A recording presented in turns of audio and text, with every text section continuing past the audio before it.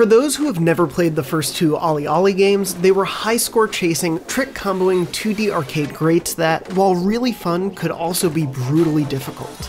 But there was clearly something special there in developer Roll7's take on a sport that's seen its fair share of gaming highs, like the Tony Hawk's Pro Skater franchise, and some lows, also the Tony Hawk's Pro Skater franchise. It's why the studio is returning to its roots here with OlliOlli World, which is looking to bring some of that back, but strip away what made it a bit more difficult for players to get into or to live up to its high skill level as it progressed. From my hands-on time with some opening levels and an interview with the devs, there's really something quite magical here about this new take on the familiar formula, and it's very much found in the world added to OlliOlli's name.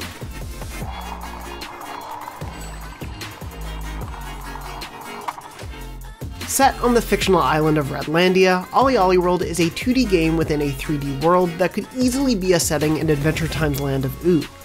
Separated into a few different main hubs, Redlandia is a visually captivating mishmash of beachside towns, forested regions, and more, all built around a clear love and celebration of skateboarding.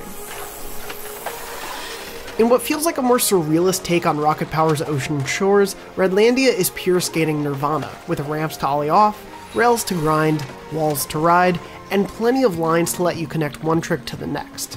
But it's also a joyously silly and surreal place where just about anything makes sense. It's a consistently charming and delightful aesthetic that had me replaying levels not just to achieve new high scores, but to also slowly skate through so I could admire the scenery. And though I only played a few opening missions, I'm oddly invested in learning more about this world. That's in large part thanks to the core cast of characters who welcomed my new skater to this world in the demo.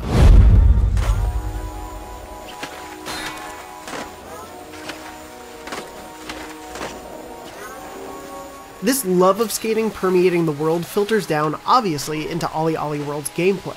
Other than using a button to kick while playing on controller, most of my movement was relegated to the sticks, which may sound familiar to those who have played past OlliOlli games or even something like Skate. You're only ever progressing forward, either left or right depending on the momentum of the level, so the sticks aren't used to steer but instead for every bit of your tricks. Flips are on the left stick and grabs, which are new to the series, are on the right. It's easy to pull off simple tricks like a heel flip or nose grab, but more advanced tricks can be pulled off by various more finessed flicks and turns of the sticks. You can always ollie with a simple push up of the left control stick, but obviously your speed and momentum and what angle of surface you're grabbing air off of will impact your hang time. OlliOlli World wants each move to matter, but it also doesn't want to penalize players. Case in point, in the original games, you actually had to hit a button timed with every time you landed on the ground, otherwise you'd bail. Now, you don't have to do that, but you can earn some extra points for doing so. Each level, at least based on the ones I played in the demo, has you chasing 3 potential scores to beat, represented as the scores of other characters in the world, as well as a set of several missions. These could range from doing an advanced trick over a specific gap, to completing the course without wiping, to knocking a frog off of a bee. You know, completely standard skateboarding objectives. It's likely you won't get every objective and every score done in a single run though, and so OlliOlli continues the franchise's knack for quick replayability. Reloading a level after you finish it or bail mid-run is nearly instantaneous, and that's doubly important because of OlliOlli World's major mechanical addition I got to play with: alternate paths. Every level will have its golden path to skate through, but at various points along the way, another lane of skatable terrain will open up, which the player can transfer to if they wish with a quick button press. You obviously won't know what each path offers until you've skated through, but because of some clever level layouts, I often would see where those alternate paths would have taken me in the background or foreground of a given moment. It's a smart way to tease what the player hasn't seen yet, and also reinforces that urge to go for just one more run of OlliOlli's type gameplay.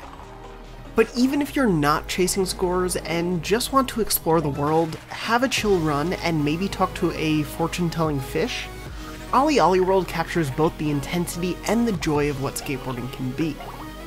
And that was a piece of the skateboarding puzzle that, while not part of every level, felt central to OlliOlli World's philosophy.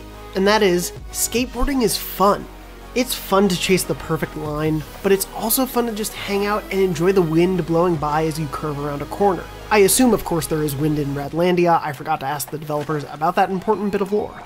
Skateboarding can be all about you, a single skater, in the moment preparing for a run, but it can also be a sport full of community, of celebrating a communal love for catching air and eating asphalt. OlliOlli World looks to be capturing that dichotomy, and by extension is shaping up to offer a great score-chasing time and a fun, relaxing arcade experience. Radlandia is one of the more inviting game worlds I've visited in some time, and I'm looking forward to booking a return trip very soon.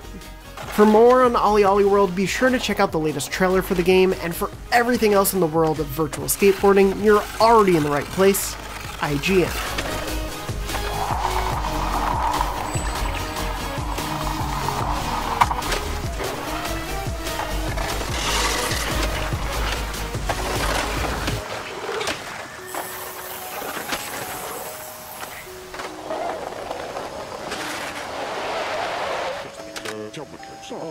Queremos, bolo.